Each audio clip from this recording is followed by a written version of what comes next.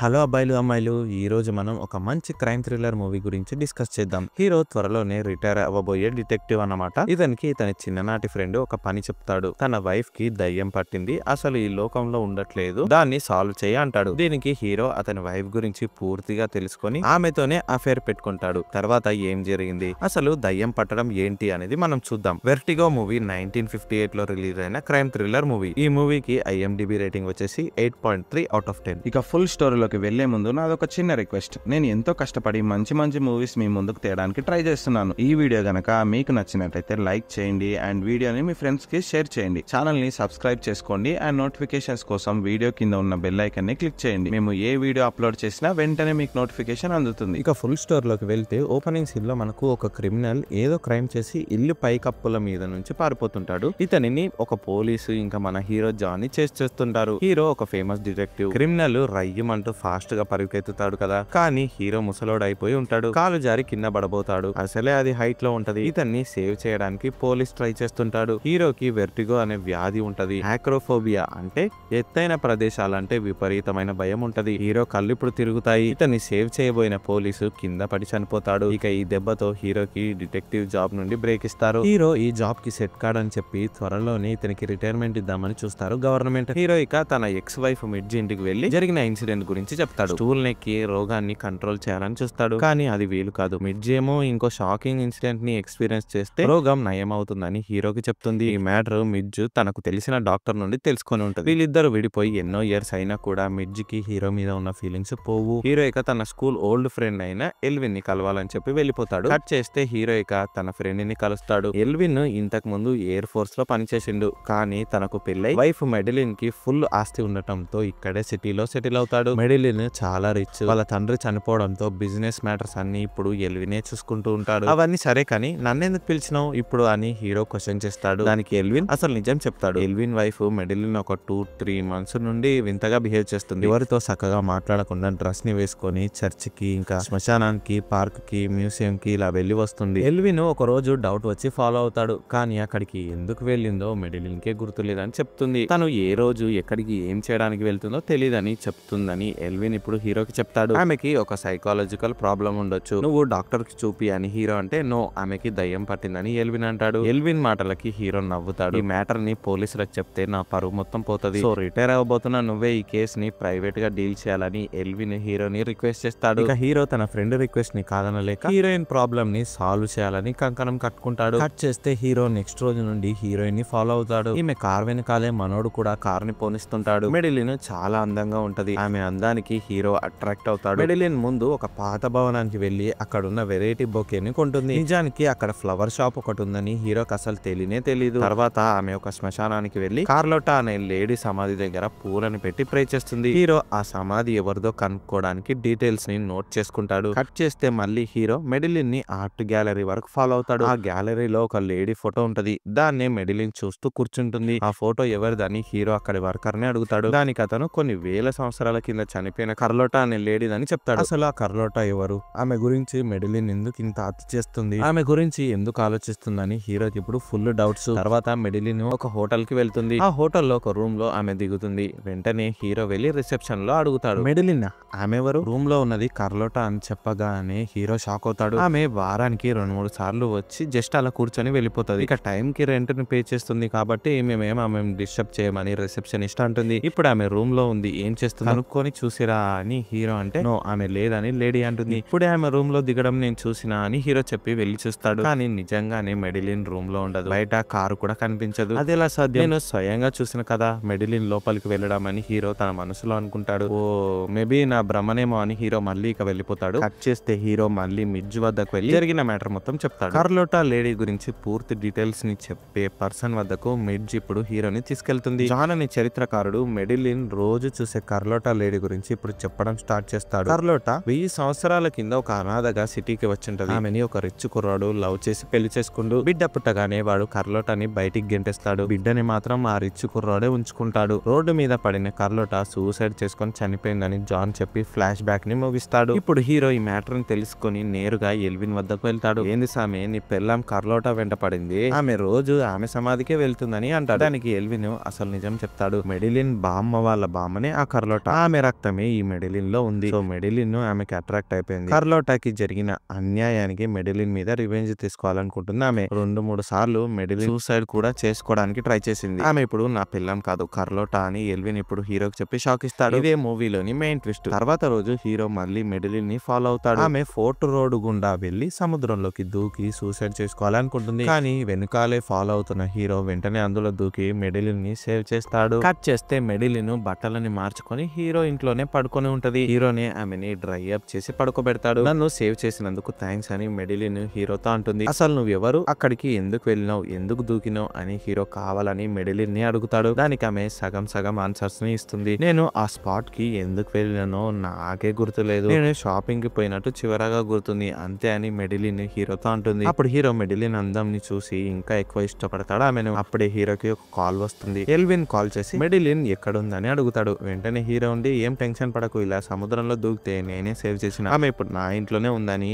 Hero అంటాడు. ఎల్విన్ ఒక shocking matter ని ఇప్పుడే అతనికి చెప్తాడు. కార్లోటా తన 26 ఏళ్ళ వయసు ఉన్నప్పుడే సూసైడ్ చేసుకుని చనిపోయింది. ఇప్పుడు మెడిలిన్ కూడా 26 ఇయర్స్. సో జాగ్రత్తగా చూసుకో ఆమెనని ఎల్విన్ హీరోతో చెప్పి కాల్ కట్ చేస్తాడు. తర్వాత హీరో హాల్ లోకి వచ్చి చూస్తే మెడిలిన్ కనిపించదు. ఆమె చెప్పకుండా ఇంటికి వెళ్ళిపోయి ఉంటది. హీరో ఆమె ఎందుకు వెళ్ళిపోయిందబ్బా అని ఆలోచిస్తూ ఉంటాడు. మెడిలిన్ హీరో ఇంట్లో నుండి రావడం మిడ్జ్ చూసి షాక్ అవుతుంది. హీరో ఆమెని లవ్ చేస్తుండేమో అని మిడ్జ్ డౌట్ పడుతుంది. మిడ్జ్ ఇప్పుడు మెడిలిన్ డీటెయిల్స్ ని కనుక్కుంటుంది. యాక్చువల్ గా మెడిలిన్ చనిపోయిన కార్లోటా లాగా డ్రెస్సింగ్ చేసుకుని ఉంటది. మిడ్జ్ ఇప్పుడు హీరోని అట్రాక్ట్ చేయడం కోసం ఈమె కూడా కార్లోటా లాగా మారాలి అనుకుంటుంది. చెప్పిన కదా మిడ్జ్ కి హీరో మీద ఇంకా ఫీలింగ్స్ పోలేదని, దానికి ఇదే ప్రూఫ్. మిడ్జ్ తన ఫేస్ తో కార్లోటా పెయింటింగ్ ని వేస్తుంది. దాన్ని చూసిన హీరో డిసప్పాయింట్ అవుతాడు. అంటే హీరోకి మిడ్జ్ మీద ఏ ఫీలింగ్స్ లేవని మనకు అర్థమవుతుంది. కట్ చేస్తే మరుసటి రోజు హీరో మళ్ళీ మెడిలిన్ ని ఫాలో అవుతాడు. ఆమె అటు తిరిగి ఇటు తిరిగి నేరుగా హీరో ఇంటికే వస్తుంది. హీరో ఇంట్లో ఒక లెటర్ ని పెడుతుంది. హీరో ఆమెను వెళ్లి కలుస్తాడు. ఎందుకు నువ్వు సడన్ గా నిన్న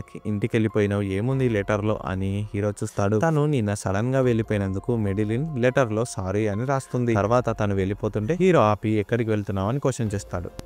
మెడిలిన్ నుండి తెలీదు ఎక్కడికి వెళ్తున్నానో, ఇంకా ప్లాన్ చేసుకోలేదని అంటుంది. సరే నేను కూడా నీతో వస్తా అని హీరో అంటాడు. ఇక ఇద్దరు కలిసి సిటీ అవుట్స్కర్ట్స్ కి వెళ్తారు. అక్కడున్న దట్టమైన అడవిలోకి మెడిలిన్ హీరోని తీసుకెళ్తుంది. అప్పుడే మెడిలిన్ వింతగా బిహేవ్ చేయడం స్టార్ట్ చేస్తుంది. నన్ను ఆమె పిలుస్తుంది, నేను చనిపోవాలి అనుకుంటుంది, నన్ను తీసుకెళ్తుందంట అని మెడిలిన్ చెప్తూ ఏడుస్తుంది. నేను ఇంకా బ్రతకలేనని మెడిలిన్ ఏడుస్తూ సముద్రంలో దూకడానికి పరిగెడుతుంటుంది. అప్పుడే హీరో ఆమెను పట్టుకొని ఆపుతాడు. నేనున్నాగా, నేను జాగ్రత్తగా చూసుకుంటా, నువ్వంటే నాకు చాలా ఇష్టం, నేను నిన్ను కంటికి రెప్పలాగా చూసుకుంటా అని హీరో తన లవ్ మ్యాటర్ ని మెడిలిన్ వద్ద చెప్తాడు. ఇక హీరో కేరింగ్ ని చూసి మెడిలిన్ కూడా హీరోని తిరిగి లవ్ చేస్తుంది. తర్వాత హీరో ఇంటికి మెడిలిన్ వస్తుంది. నాకు నిన్న నైట్ ఒక పీడకల వచ్చింది, వాళ్ళు నన్ను పిలుస్తున్నారు, నేను చనిపోతానేమో అని భయపడుతూ మెడిలిన్ హీరోతో చెప్పి బోరున ఏడుస్తుంది. ఆ కలలో నువ్వు ఏం చూసావని హీరో అడుగుతాడు. కలలో నాకు ఒక పెద్ద చర్చ్ కనిపించింది, అక్కడ ఒక టవర్ కూడా ఉందని మెడిలిన్ అంటుంది. ఆ చర్చ్ ఏదో కాదు, చనిపోయిన కార్లోటా చదివిన స్కూల్ చర్చ్ అని హీరోకి ఆల్రెడీ తెలుసు. సో హీరో ఇప్పుడు మెడిలిన్ ని ఆ చర్చ్ వద్దకే తీసుకొని పోతాడు. హీరో ఇప్పుడు మెడిలిన్ తో తను ఎప్పుడు ఎల్లకాలం తనతో సేఫ్టీగా ఉంటా అని మాట ఇస్తాడు. ఇప్పుడు మెడిలిన్ కూడా హీరోకి ఐ లవ్ యూ చెప్పి నేను ఇంకా చనిపోతా, ఆమె నన్ను చంపేస్తుంది, నా వెనుక నువ్వు రాకని చెప్పి టవర్ ని ఎక్కుతుంది. హీరో ఆమె సూసైడ్ చేసుకోవడానికి వెళ్తుందని గెస్ చేసి ఆపడానికి వెనుకాలే వెళ్తాడు. హీరోకి హైట్స్ అంటే పడదు కదా. ఆక్రోఫోబియా ఉన్న మనోడు కిందకి చూస్తాడు, కళ్ళు గిర్రా తిరుగుతాయి. సో హీరో మధ్యలోనే ఆగిపోతాడు. మెడిలిన్ అక్కడ సడన్ గా టవర్ నుండి కిందకి దూకి చనిపోతుంది. హీరో ఈ సీన్ ని చూసి షాక్ లోకి వెళ్ళిపోతాడు. కట్ చేస్తే మెడిలిన్ సూసైడ్ కి విట్నెస్ గా ఉన్న హీరోని అధికారులు ఎంక్వైరీ చేస్తారు. మెడిలిన్ కి ఆల్రెడీ సూసైడల్ థాట్స్ ఉన్నాయని ఆమె హస్బెండ్ ఎల్విన్ అంటాడు. సో హీరోకి కూడా ఆ రోగం ఉండటం వల్ల సిచ్యుయేషన్ లో హెల్ప్లెస్ అయిపోయిందని అధికారులు హీరోని వదిలేస్తారు. ఇక అది సూసైడ్ అని చెప్పి కేసుని క్లోజ్ చేస్తారు. ఇప్పుడు ఎల్విన్ హీరోతో మాట్లాడతాడు. అనవసరంగా ఈ కేసులో నిన్ను ఇన్వాల్వ్ చేసి తప్పు చేశాను, ఇక ఇక్కడ నా భార్య లేకుండా నేను ఉండలేను, నేను యూరోప్ షిఫ్ట్ అవబోతున్నా, సారీ అని చెప్పి ఎల్విన్ వెళ్ళిపోతాడు. కట్ చేస్తే హీరోకి ఇంకా పీడకలలు రావడం స్టార్ట్ అవుతాయి. తన వల్లే మెడిలిన్ చనిపోయిందేమో అని హీరో అనుకుంటాడు. అతను కూడా టవర్ నుండి దూకి చనిపోతున్నట్టు విజువల్స్ నిద్రలో కనిపిస్తాయి. హీరో ఇక ఫుల్ డిస్టర్బ్ అయిపోతాడు. హీరో ఇక మెడిలిన్ తో లవ్ లో ఉండు కదా, సో ఆమెని సేవ్ చేయలేకపోయినా అనే బాధలో ఉన్న ఇతను షాక్ లోకి వెళ్ళిపోతాడు. ఎవరితో ఏం మాట్లాడలేడు. మిడ్జ్ హీరోని హాస్పిటల్లో అడ్మిట్ చేస్తుంది. ఏదైనా షాకింగ్ మ్యాటర్ ని చూస్తే వింటే గానీ అతని జబ్బు నయం అవ్వదని డాక్టర్ చెప్తాడు. ఇక కొన్ని రోజులకి హీరో పూర్తిగా నార్మల్ అవ్వలేడు, కానీ కొంచెం బెటర్ అవుతాడు. హీరో ఇక చనిపోయిన మెడిలిన్ మెమరీస్ తో వీధుల్లో పడి తిరుగుతుంటాడు. కట్ చేస్తే హీరోకి ఒక రోజు మెడిలిన్ కారు కనిపిస్తుంది. దగ్గరికి వెళ్లి కనుక్కుంటే ఎల్విన్ తన వైఫ్ కార్ ని ఇంకో లేడీకి అమ్మిండని తెలుస్తుంది. మెడిలిన్ రెగ్యులర్ గా వెళ్లే బార్ కి హీరో ఇప్పుడు వెళ్తాడు. అక్కడ ఏ లేడీని చూసినా హీరోకి తన గర్ల్ ఫ్రెండ్ మెడిలిన్ నే కనిపిస్తుంది. హీరో ఇలా ఆమె భ్రమలో బ్రతుకుతుంటాడు. ఒక రోజు సడన్ గా హీరోకి ఒక హోటల్ రూమ్ లో మెడిలిన్ కనిపిస్తుంది. వెంటనే హీరో అక్కడికి వెళ్లి చూస్తాడు. ఎవరు నువ్వు? అచ్చు నా గర్ల్ ఫ్రెండ్ లాగే ఉన్నావని హీరో ఆమెని క్వశ్చన్ చేస్తాడు. ఆమె తన పేరు పింకీ అని, మెడిలిన్ నాకెవరో తెలియదని చెప్తుంది. హీరో ఆమెని నమ్మడు. అప్పుడు పింకీ తన ఒరిజినల్ ఐడెంటిటీ కార్డ్ ని చూపిస్తే నిజంగా ఈమె పింకీ అని హీరో ఇక నమ్ముతాడు. కట్ చేస్తే ఇప్పుడు హీరో ఆమెకు తన గర్ల్ ఫ్రెండ్ స్టోరీ చెప్తాడు. నువ్వు కూడా ఆమెలాగే ఉన్నావు, డిన్నర్ కి వస్తావా అని రిక్వెస్ట్ చేస్తాడు. ఇక చాలా సేపు అడుక్కున్నాక పింకీ హీరో ఆఫర్ కి ఓకే చెప్తుంది. డిన్నర్ తర్వాత నువ్వు నన్ను డిస్టర్బ్ చేయొద్దని పింకీ హీరోకి కండిషన్ ని పెడుతుంది. హీరో ఇక కార్ ని రెడీ చేసేందుకు వెళ్తాడు. అప్పుడే పింకీ రెడీ అవ్వకుండా ఆలోచిస్తూ కూర్చుంటుంది. ఇప్పుడే మనకు ఇంకో మిస్టరీ ఫ్లాష్ బ్యాక్ ఓపెన్ అవుతుంది. ఎల్విన్ తన వైఫ్ ఆస్తిని కొట్టేద్దామని చెప్పి మెడిలిన్ ని చంపించాలని చూస్తాడు. సో దానికోసం అతను తన వైఫ్ లాగే ఉండే మెడిలిన్ లాగే ఉండే పింకీని కలిసి పనిస్తాడు. ఎల్విన్ తన వైఫ్ ని అంటే మెడిలిన్ ని చేతులు కాళ్ళు కట్టేసి ఇంట్లోనే బంధించి ఉంటాడు. పింకీ ఆమెలాగే వేషం వేసుకొని హీరోని ఇంకా అందరినీ నమ్మిస్తుంది. ఎల్విన్ మెడిలిన్ ని చంపేస్తే తన మీద అందరికి డౌట్ వస్తుంది, ఈజీగా దొరికిపోతాడు. సో ఎత్తు ప్రదేశాలంటే భయం ఉన్న హీరోని ట్రాప్ చేసి అతని కళ్ళ ముందే ఎల్విన్ మెడిలిన్ ని టవర్ మీద నుండి తోసేసి చంపేస్తాడు. ఆ రోజు చర్చ్ దగ్గర పింకీ హీరో నుండి పారిపోయి టవర్ ని ఎక్కుతుంది. నిజమే, కానీ ఆమె పైకి వెళ్లి సైడ్ కి నిల్చుంటది. హీరో టవర్ ని పూర్తిగా ఎక్కకుండానే మధ్యలోనే ఆగిపోతాడు. ఈ గ్యాప్ లో ఎల్విన్ తన వైఫ్ మెడిలిన్ ని కిందకి తోసి చంపేస్తాడు. హీరో నిజంగానే తను లవ్ చేసిన మెడిలిన్ నే చనిపోయిందేమో అని నమ్ముతాడు. ఇలా ఎల్విన్ ప్లాన్ చేసి హీరోని బకరా చేస్తాడు. పింకీని ఒక పావులాగా వాడుకొని ఉంటాడు. ఇది మొత్తం ఫ్లాష్ బ్యాక్. కానీ పింకీ ఈ ప్రాసెస్ లో నిజంగానే హీరోతో లవ్ లో పడి ఉంటది. అందుకే ఆమె హీరోని విడిచిపెట్టకుండా ఇంకా ఇక్కడే ఉంటది. ఇప్పుడు ఎల్విన్ ప్లాన్ గురించి రివీల్ చేస్తూ పింకీ ఒక లెటర్ ని రాసి హీరోకి ఇచ్చి వెళ్లిపోదాం అనుకుంటది. కానీ ఆమె అతని ట్రూగా లవ్ చేసిందని రియలైజ్ అయ్యి హీరో దగ్గరే ఉండిపోవాలని లెటర్ ని చించేస్తుంది. హీరో ఇంకా పింకీలు కలిసి డిన్నర్ కి వెళ్తారు. అక్కడ హీరో మెడిలిన్ లాగా డ్రెస్ వేసుకున్న మరో అమ్మాయిని అదే పనిగా చూస్తుంటాడు. ఇప్పుడు ఇక పింకీకి హీరో ఇంకా తన గర్ల్ ఫ్రెండ్ దేశంలోంచి బయటికి రాలేదని అర్థమవుతుంది. తర్వాత హీరో పింకీకి లవ్ ప్రపోజల్ ని చేస్తాడు. అచ్చు నువ్వు చనిపోయిన నా గర్ల్ ఫ్రెండ్ లాగే ఉన్నావు, నువ్వు ఓకే అంటే నేను నీతో లైఫ్ లాంగ్ కలిసి హ్యాపీగా జీవించాలి అనుకుంటున్నా అంటాడు. దానికి పింకీ నీకు ఏ డిసిషన్ అనేది రేపు చెప్తా అంటుంది. తర్వాత మరుసటి రోజు ఇక పింకీ కూడా హీరో లవ్ కి ఓకే చెప్తుంది. హీరో ఇక పింకీని బ్యూటీ పార్లర్ కి తీసుకెళ్లి చనిపోయిన తన గర్ల్ ఫ్రెండ్ లాగా తయారు చేపిస్తాడు. ఓకే నేను ఆమెలాగే రెడీ అవుతా, కానీ దీని తర్వాత నువ్వు నన్ను లాగా పింకీని లవ్ చేస్తున్నట్టు ఉండాలని పింకీ హీరోకి కండిషన్ ని పెడుతుంది. సరే అని హీరో కూడా అంటాడు. ఇక పింకీ సేమ్ చనిపోయిన హీరో గర్ల్ ఫ్రెండ్ లాగా రెడీ అయి వస్తుంది. కానీ ఏదో మిస్ అయిందని చెప్పి హీరో ఒక హెయిర్ పిన్ ని పింకీకి ఇస్తాడు. దీంతో ఇక పింకీ అచ్చు తన గర్ల్ ఫ్రెండ్ లాగే ఉందని హీరో ఇప్పుడు మురిసిపోతాడు. కట్ చేస్తే నెక్స్ట్ డే హీరో డిన్నర్ కి ఒక కొత్త ప్లేస్ కి వెళ్దామని చెప్పి పింకీతో అంటాడు. పింకీ రెడీ అవుతుంది. కానీ ఆమె తన మెడలో హీరో మ్యూజియం లో చూసిన కర్లోటా నెక్లెస్ ని వేసుకుంటుంది. మెడిలిన్ చనిపోయింది కదా, మరి ఆ నెక్లెస్ పింకీ దగ్గరికి ఎలా వచ్చిందబ్బా అని హీరో మనసులో అనుకుంటాడు. మొత్తానికి తన వెనుక ఏదో జరిగిందని చెప్పి హీరో మనసులో అనుకుంటాడు. దాన్ని ఇప్పుడు కనుక్కోవాలని చెప్పి హీరో పింకీని ఒక ప్లేస్ కి తీసుకెళ్తాడు. డిన్నర్ అన్న సిటీ అవుట్స్కట్స్ కి ఎందుకు తీసుకెళ్తున్నావు అని పింకీ అడుగుతుంది. హీరో పింకీని మెడిలిన్ దూకి చనిపోయిన చర్చ్ వద్దకు తీసుకొస్తాడు. రా రా అంటూ హీరో పింకీని బలవంతం చేసి చర్చ్ టవర్ ని ఎక్కిస్తాడు. చెప్పు, ఆ రోజు చనిపోయింది ఎవరు, నువ్వెవరు, ఆ రోజు ఏం జరిగిందని చెప్పు, లేకుంటే ఇక్కడ నుండి నిన్ను కిందకి తోస్తా అని హీరో పింకీని బెదిరిస్తాడు. ఇక జరిగిన మ్యాటర్ అంతా పింకీ చెప్తుంది. నీ ఫ్రెండ్ డేట్ నన్ను డబ్బు ఇస్తా అని చెప్పి ట్రాప్ చేశాడు, డ్రామా మొత్తాన్ని నడిపించాడు, నిన్ను వాడుకొని అతని వైఫ్ ని చంపేశాడని పింకీ చెప్పగానే హీరో మైండ్ బ్లాక్ అవుతుంది. హీరోకి ఇప్పుడు టవర్ ఎక్కినా కళ్ళు తిరగవు. అంటే అందరు కలిసి నన్ను ఎర్రి పుష్పాన్ని చేసిరు అంతే కదా, దా ఇద్దరం కలిసి దూకి చనిపోదామని హీరో మళ్ళీ పింకీని ఫోర్స్ చేస్తాడు. అప్పుడే పింకీ ఉండి నేను నిన్ను నిజంగానే లవ్ చేసిన, యాక్చువల్ గా నేను డ్రామా తర్వాత సిటీ నుండి వెళ్ళిపోవాలి, కానీ కావాలని నీ కంట పడినా మనం హ్యాపీగా ఉందామని పింకీ హీరోతో అంటుంది. ఇక హీరో కూడా పింకీ మాటలకు కన్విన్స్ అవుతాడు. ఇద్దరు హగ్ చేసుకుని కిస్ చేసుకుంటారు. ఇప్పుడే టవర్ పైకి నల్లటి ఆత్మ రావడం చూసి పింకీ భయపడుతుంది. అది ఈమెని చంపడానికి వచ్చిన